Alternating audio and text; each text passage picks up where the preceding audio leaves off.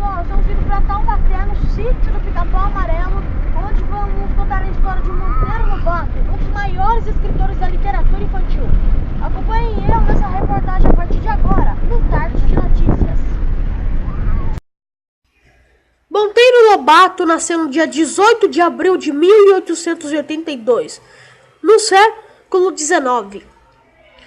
Quando cresceu, ele se tornou um dos maiores escritores do Brasil, da literatura infantil, criando o Sítio do Pica-Pau Amarelo, onde tinha uma boneca de pano, um menino que gostava de se aventurar e uma menina com o nariz arrebitado. Aqui no Sítio do Pica-Pau Amarelo, em Taubaté. Na casa onde Monteiro Lobato nasceu, na fazenda do seu avô. Hoje é o Museu Histórico e Pedagógico Monteiro Lobato em sua homenagem.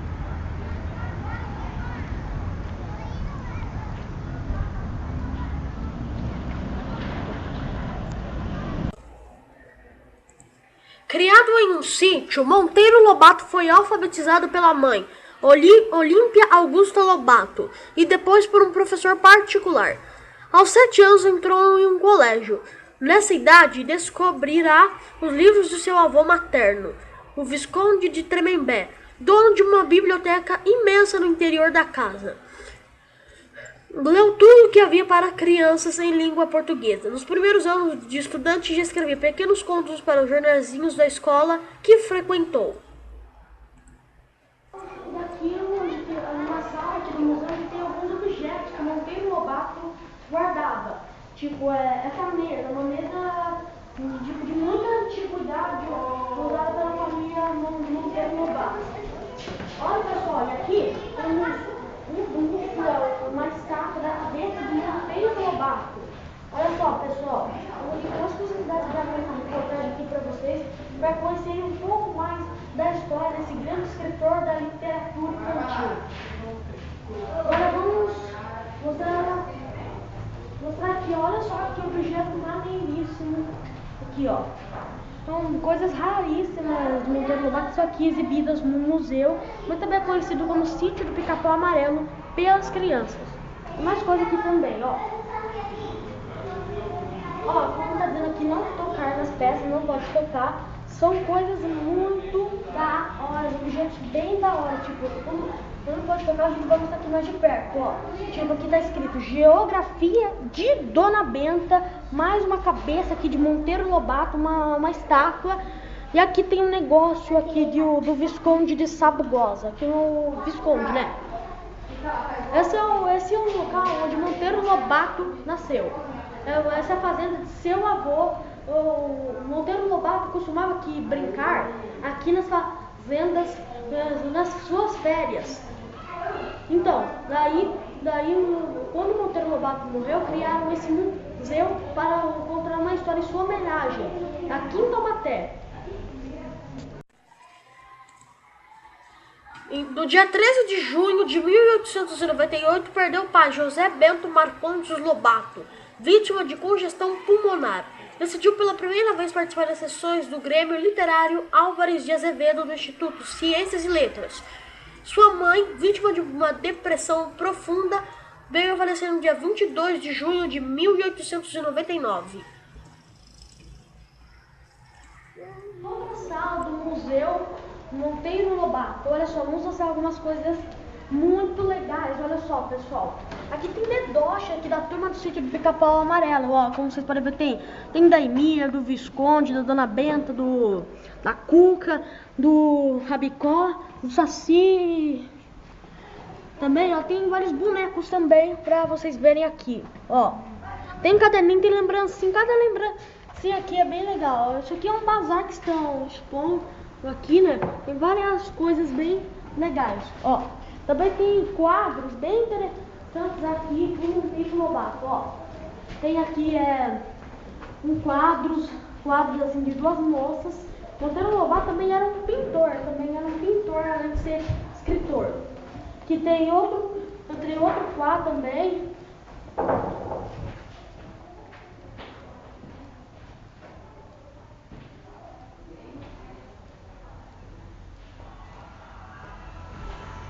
Várias coisas legais aqui no museu. Agora esse quadro aqui é o que eu achei mais interessante. Ó, uma mulher aparenta ser uma rainha nas águas. Esse é o quadro que eu assisti aqui que eu achei muito interessante. E além de mostrar aqui na cinegrafista, ó, também tem aqui uns bonequinhos bem da hora, um tecido, acho que meia também, né, tecido. Tem muita coisa legal aqui nesse museu.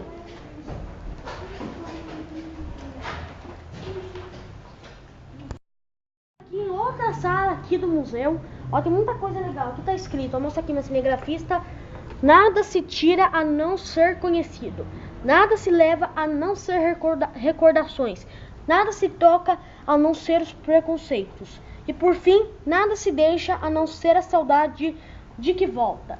Ó, pessoal, aqui também no museu tem alguns objetos antigos aqui do Monteiro Lobato. Vocês mostrando pra gente com exclusividade isso aqui pra vocês. Nossa equipe viajou pra Taubaté, onde teve uma preparação longa. Tem muitas antiguidades que foram usadas pela família do Monteiro Lobato, muitas coisas. Agora, tem mais antiguidade. Olha só essa máquina de ferro velho. Mostra aqui na cinegrafista. Essa máquina de ferro, essa máquina de ferro, ó, é muito legal, ó. Tem ferro à brasa, ó. Tem várias coisas legais aqui no museu, coisas que foram utilizadas na época pela família de Monteiro Lobato. Também tá, ó, tem moinho de café, ó, origem França do século, material fundido, descrição, produzido em ferro fundido a manivela, compartimento para da gaveta. Tem muita coisa legal aqui nesse museu. Agora a sala aqui é a mais interessante, ó. Agora essa sala aqui tem retratos aqui, tem curiosidades de quando Monteiro Lobato, assim, da história do Monteiro Lobato. Vamos começar aqui por 1882. Nasce em Taubaté, cidade do Vale do Paraíba, no interior paulista, o filho de José Bento Marcondes Lobato e Olímpia Augusta Monteiro Lobato. 7 de maio é batizado na paróquia local com o nome de José Renato. Em 1800, aqui, mostra aqui minha cinegrafista a imagem de Monteiro Lobato aos 2 anos de idade, exclusivo para vocês. Monteiro Lobato aos 2 anos de idade. E os irmãos, ó, mostra aqui os irmãos do Monteiro Lobato, os irmãos Juti, Esther e José Renato. Agora aqui, 1889, Monteiro Lobato ingressa no colégio Kenneth em Taubaté, frequentando depois outras instituições de ensino da cidade, entre eles o Colégio Paulista. Agora vamos passar para 1893. Por causa das iniciais JBMR gravadas no castão de uma bengala do pai, Lobato muda seu nome para José Bento. Aqui mostra aqui o pai do Monteiro Lobato, José Bento Marcondes, seu pai, e Olímpia Augusta Monteiro, sua mãe.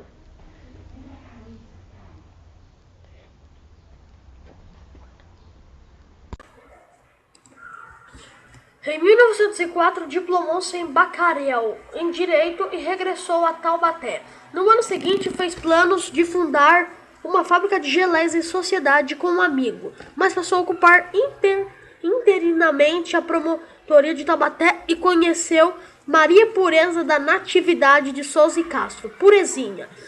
Em maio de 1907, foi nomeado promotor público em Areias e casou-se com Purezinha 28 de março de 1908. Exatamente um ano depois nasceu Marta, a primogênita do casal.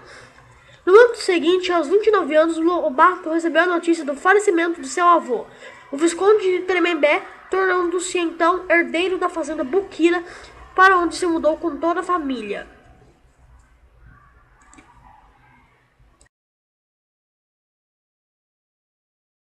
Quadro bem maneiro, ó, bem legal. Assim, envolve-se com a campanha civilista de Rui Barbosa, candidato que disputa com o Marechal Hermes da Fonseca a presidência da República. 3 de março nasce em São Paulo Marta, a sua primogênita. 7 de maio de 1910 nasce em São Paulo seu segundo filho, a quem dá o nome de Edgar. 3 de dezembro de 1910, a Câmara Municipal de Taubaté concede ao Lobato licença para a construção de uma linha férrea partindo daquela cidade ligando ao município de Tremembé. 1911, morre o Visconde de Tremembé. Seu avô, Lobato e as irmãs tornam-se herdeiros de terras na região de Taubaté, que somadas às deixadas pelo pai, ultrapassariam 2.000 alqueires, cerca de 48 quilômetros quadrados. Lobato assume a fazenda São José do Buquira, para onde se muda com a família. 26 de maio de 1912, nasce em Taubaté seu terceiro filho, Guilherme. Agora aqui, ó, mais uma exposição bem legal. Agora aqui, ó, Marta, Edgar e Guilherme na fazenda, os filhos de Monteiro Lobato. Agora, em 1913, o pintor russo Lázaro Segal realiza exposições em São Paulo, em Campinas, São Paulo, consideradas as primeiras manifestações de arte moderna promovidas no país. Temos aqui outro quadro que mostra a história do Monteiro Lobato. Ó. Em 1922, lançamento do livro O Marquês de Rabicó e Fábulas, aprovado pela Editoria de Instrução Pública do Estado de São Paulo para uso didático. Lobato edita Os Condenados e O Homem e a Morte, respectivamente, de Oswald de Andrade e Menot Delpitia, protagonistas da Semana de Arte Moderna. Detalhe, ambos com capa de Anica Malfatti. Dezembro, a Monteiro Lobato e companhia ganha novos sócios. Martinho Prado, José Carlos de Macedo Soares, Paulo Prado, Alberto Seabra, Alfredo Machado, Heitor de Moraes, Renato Baia, Alfredo Costa e José Antônio Nogueira. Agora mostra aqui o meu cinegrafista, ó, a capa dos livros de Monteiro Lobato, ó, a trilogia do exílio, Os Condenados. Agora aqui tem Fábulas, outro livro de Monteiro Lobato que é muito legal. Vai ter aqui O Homem e a Morte e a capa do livro O Marquês de Rabicó.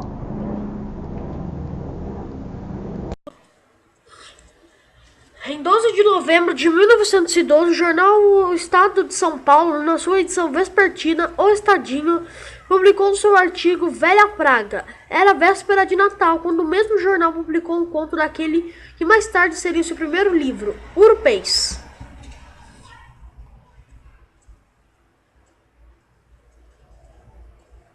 O jornal, percebendo o valor daquela carta, publicou-a fora da seção que era destinada aos leitores. O que acertou, pois a carta provocou polêmica e fez com que Lobato escrevesse outros artigos, como, por exemplo, Urupês, dando a vida a mais um de seus famosos personagens, o Jeca Tatu.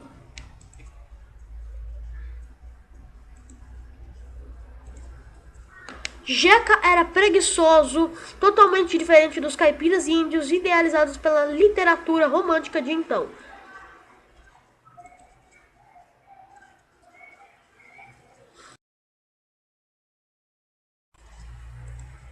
Meses depois, publicou Negrinha e a Menina do Narizinho Arrebitado, sua primeira obra infantil, e que deu origem a Lúcia, mais conhecida como a Narizinho do Sítio do Pica-Pau Amarelo.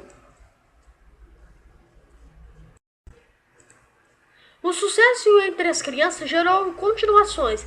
Fábulas de Narizinho, 1921, O Saci, 1921, Marquês de Rabicó, 1922, A Caçada da Onça, 1924, O Noivado de Narizinho, 1924,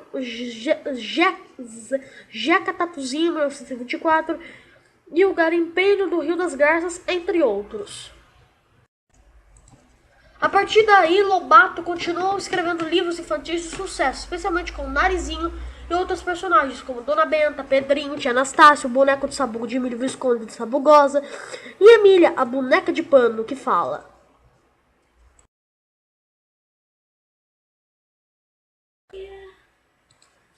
Em abril de 1948, sofreu um primeiro espasmo vascular que afetou sua motricidade. Mesmo assim, afiliou-se à revista Fundamentos e publicou os folhetins De Quem é o Petróleo na Bahia e Georgismo e Comunismo.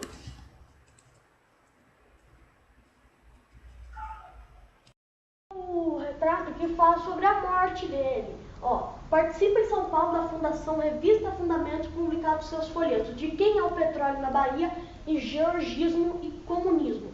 2 de julho, Lobato concede a Murilo Antunes Alves, da Rádio Record, sua última entrevista dada. 4 de julho, o criador do sítio do Pica-Pau Amarelo morre em São Paulo às 4 horas da madrugada, vitimado por um derrame, aos 66 anos. Após velório na Biblioteca Municipal, seu corpo seguiu acompanhado por milhares de pessoas para o cemitério da Consolação, onde foi sepultado. Por mais que Monteiro Lobato tenha morrido, suas histórias, seus livros, sua grande genialidade vai ficar na cabeça de todo mundo.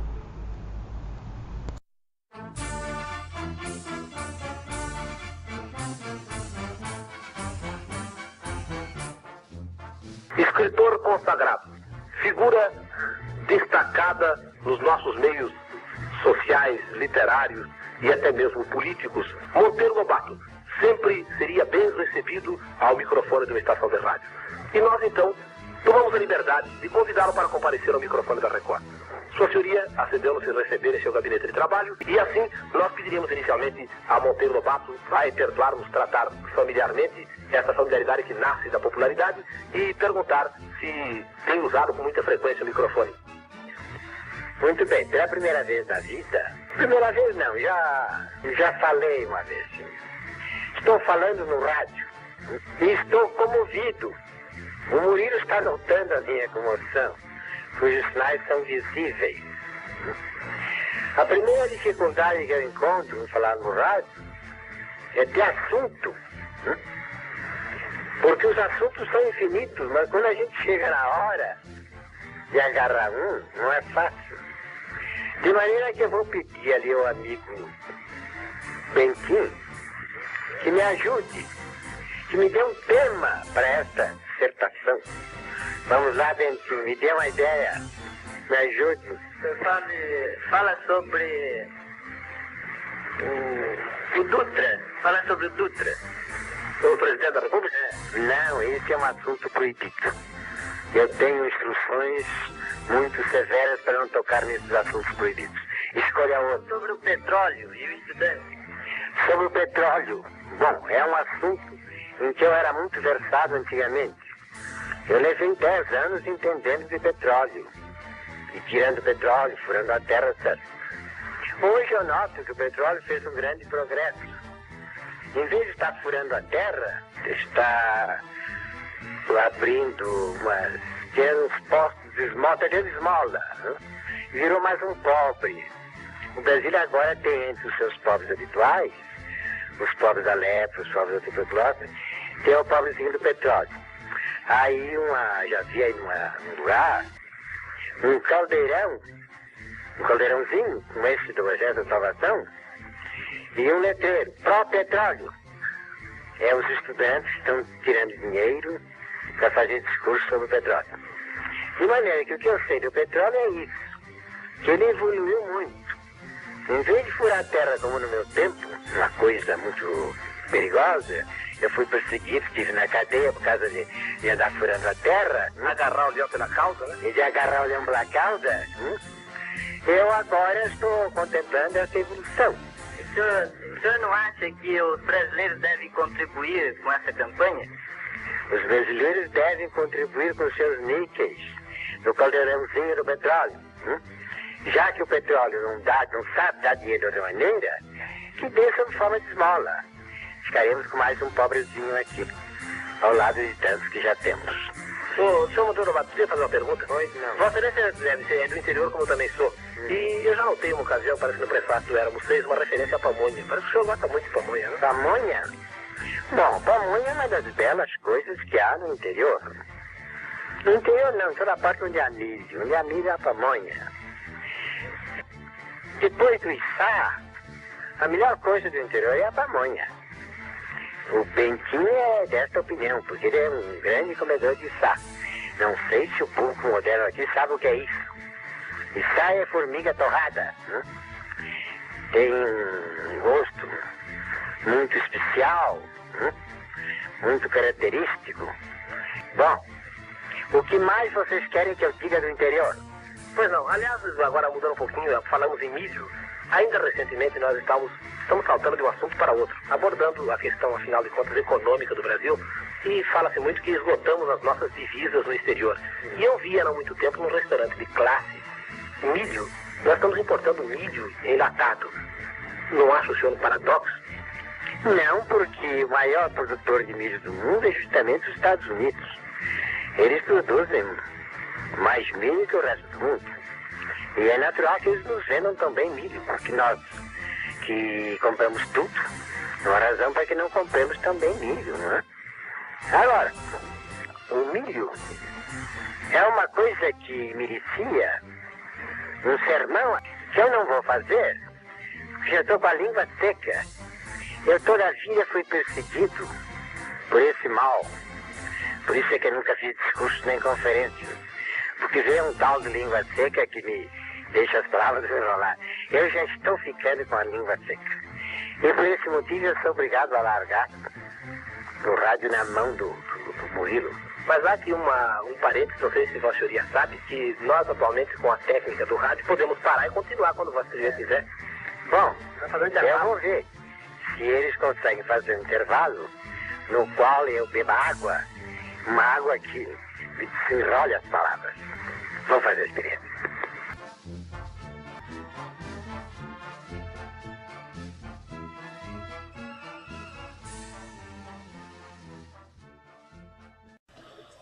Monteiro Lobato faleceu no dia 4 de julho de 1948. Várias pessoas o acompanharam seu caixão até o cemitério da Consolação, em São Paulo. Por mais que Monteiro Lobato tenha morrido, suas histórias sempre vão continuar no coração das pessoas, nas aventuras que ele escreveu em seus livros.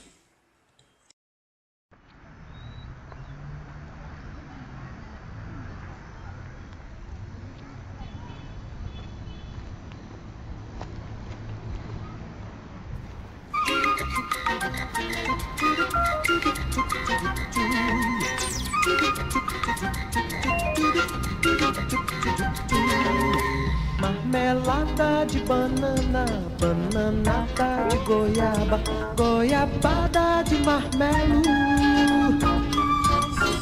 Sítio do Pica-Pau Amarelo, sítio do Pica-Pau Amarelo.